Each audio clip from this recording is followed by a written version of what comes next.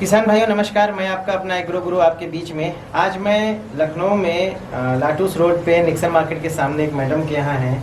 Madam ने हमसे संपर्क किया था कि थोड़ा सा प्रॉब्लम थी पौधों में, और मुझे अच्छा लगा कि एक गृहिणी साथ साथ में जो एक जॉब में भी जाती हैं और उन्हें घर की सुविधाएं, ताज़ी सब्जियों का जब ख्याल आता है, बच्चों के न्यूट्रिशन का जब ध्यान आता है, तो कैसे उनके अंदर एक जुनून आया कि घर में ही क्यों ना हम सब्जी उगाएं, और महिलाओं के लिए खास तौर पे एक प्रेरणा का स्रोत भी हो सकती हैं। क्योंकि आज जो खाना है, जो भोजन है, उसमें हमारे शरीर में बहुत ज़्यादा टॉक्सिन जा रहे हैं, जहर जा रहा है, और कहीं ना कहीं वो हमारे शरीर में बीमारियां ऐसी दे रही हैं जिन्हें हमें शायद जानकारी नहीं है। तो मैं सबसे पहले मैडम का नाम जानना चाहूँगा।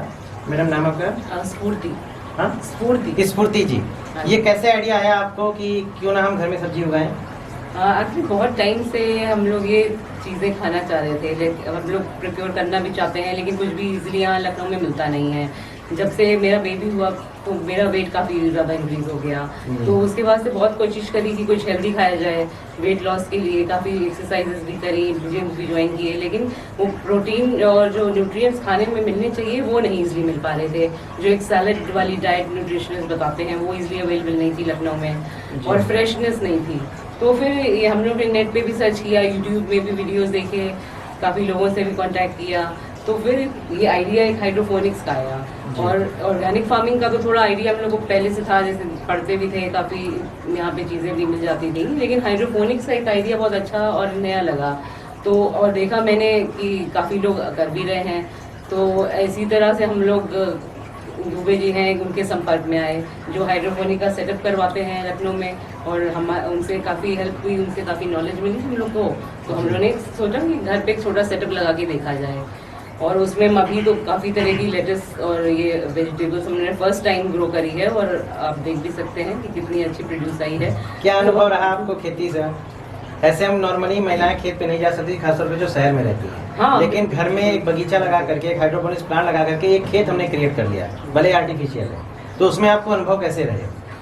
नहीं, बहुत ही अच्छा एक्सपीरियंस रहा कि जैसे मतलब एक बीज से आपने कैसे जर्मिनेट किया सीड को, कितनी आज उम्मीद नहीं थी कि इतना अच्छा हम उगा पाएंगे। पहली बार जिसमें हम लोग कभी नॉलेज नहीं है, मैं खुद बैंकिंग इंडस्ट्री से हूँ, कभी मैंने एक पेड़ मतलब फूल का पेड़ भी नहीं गमले में उगाया होगा, लेकिन जब ये चीज़ करके देखी तो बहुत ही अच्छा लगा।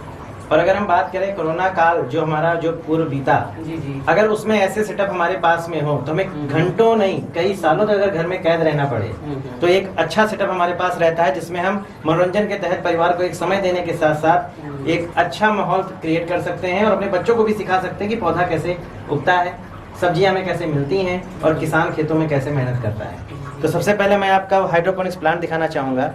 ये जो हाइड्रोपोनिक्स लगा हुआ है, जिसमें आप देख सकते हैं कई प्रकार की सब्जियां उगाई जा रही हैं, और फ्रेशनेस जो मेन है न्यूट्रिशन कि जिसके लिए इंसान भोजन लेता है, ये कई सेटअप में बना हुआ है, और कई लेयर में अगर बोला जाए तो देख सकते हैं ये।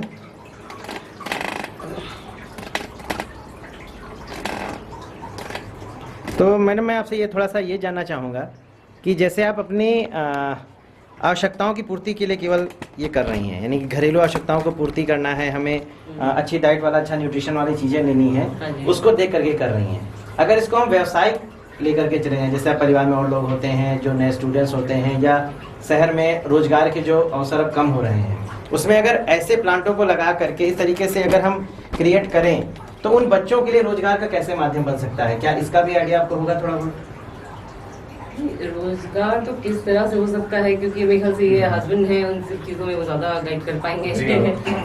नमस्कार। तो हमारा भी आगे चल के यही प्लान है कि ये हमने एक प्रोटोटाइप सेटअप करवाया था देखने के लिए कि कैसे ये सीड से प्लांट बनता है और क्या इसका प्रोसीजर होता है, और मार्केट इसकी बहुत अच्छी है। जैसा आपने कहा, अगर रोजगार के लिए कोई इसको देखना चाहता है तो थोड़ी सी पढ़ाई और थोड़ा सा इसका ट्रेनिंग लेके वो बहुत अच्छा कर सकते हैं, क्योंकि अभी मार्केट में पुरानी है भी और नहीं भी। क्योंकि अभी हम स्पेशली बात करें लखनऊ जैसे शहरों की, तो यहाँ पे इतना नहीं है। अगर आज हमें आइसबर्ग लेटेस खाना है तो हमें बहुत दुकानें यहाँ नहीं है जो ये सब प्रोवाइड करती हैं। तो इसलिए बहुत अच्छा अवसर होगा कोई भी जो नौजवान आ रहे हैं या जो नए बच्चे हैं उनके लिए, अगर वो इसको कमर्शियली सोच के इसमें आगे बढ़ते हैं। और ये एक बहुत छोटे सेटअप से स्टार्ट हो सकता है, तो वो बहुत ज़्यादा कैपिटल इंटेंसिव बिजनेस भी नहीं रहेगा। जी। और जो सबसे बड़ा जो देखने को मिलता है घर का माहौल, वो कैसा हो जाता है बाग बगीचे और इस तरीके के हाइड्रोपोनिक्स लगाने के बाद?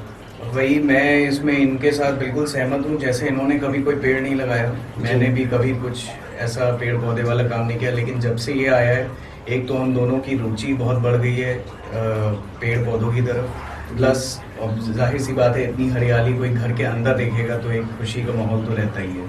और साथ ही में हमारी मम्मी और बाकी घर वाले लोग भी इस रूम में आके इसको देखते हैं, थोड़ी देखभाल करते हैं, तो एक बहुत अच्छा सा वो माहौल बनता रहता है। आज के समय में लोगों के पास समय काटने के लिए जो माहौल बने हुए हैं वो अलग अलग प्रकार के हैं, जिससे परिवार बिखर भी रहे हैं। बिल्कुल। लेकिन इस जगह पे ऐसा माहौल अगर घर के अंदर कहीं क्रिएट हो तो पूरा परिवार उसमें लगेगा, एक साथ बैठेगा, उसके अंदर जागरूकता होगी पूरी मदद करने की। तो ये बहुत अच्छा सेटअप के लिए कोई संदेश ऐसा होगा पारिवारिक माहौल को बढ़ाने के लिए या प्रेम भाव को बढ़ाने के लिए? जी बिल्कुल। मैं यही कहना चाहूँगा जो भी इसको देख रहा है कि एक छोटे सेटअप से स्टार्ट करें। आपको अगर बिल्कुल भी प्लांट्स में या इन सब चीज़ों में दिलचस्पी नहीं है, फिर भी आप करिए, क्योंकि जैसा कि हमने पहले भी बोला, हम लोग भी कभी हमने काम ना किया, ना हम लोग को कोई बहुत खासा लगाव था पेड़ों से, लेकिन जब से हमने ये शुरू किया है तब से हम सब भी इसमें बहुत इंटरेस्टेड रहते हैं। और एक दिन में बहुत बार ऐसा होता है जब घर के सारे सदस्य आपको इस कमरे में मिलेंगे दैन द बेडरूम, क्योंकि हम सब साथ में बात करते हैं प्लांट्स के बारे में कि ये इसमें क्या हो रहा है, कैसा हो रहा है, बड़ा अच्छा लग रहा है। तो ग्रो होते हुए सामने देखते हैं तो काफ़ी अच्छा लगता है। ऑर्गेनिक के विषय में आपको आइडिया कैसे आया था कि क्यों हमें ऑर्गेनिक ही लेना चाहिए या हमें अपने घर में उगा करके लेना चाहिए? जी, उसका सबसे बड़ा रीज़न जहाँ से स्टार्ट हुआ वो ये कि मेरे प्रोफेशन से रिलेटेड है थोड़ा। मैं असल में मर्चेंट नेवी में हूँ, तो मैं बाहर बहुत सेल करता हूँ। तो मैंने देखा वहाँ पर मेड इन इंडिया जो फ्रूट्स और वेजिटेबल्स जो बाहर मिलते हैं वो भी इतने अच्छे हैं जो मैंने कभी इंडिया में भी नहीं देखा। तो जब मैंने थोड़ी रिसर्च की तो मैंने जाना कि वो प्रोडक्ट्स होते हैं जो आपके केमिकल फ्री प्रोडक्ट्स होते हैं, वो हम लोग एक्सपोर्ट कर देते हैं और इंडिया में हमें मिलते हैं जिसमें केमिकल्स और सारे पदार्थ मिले होते हैं।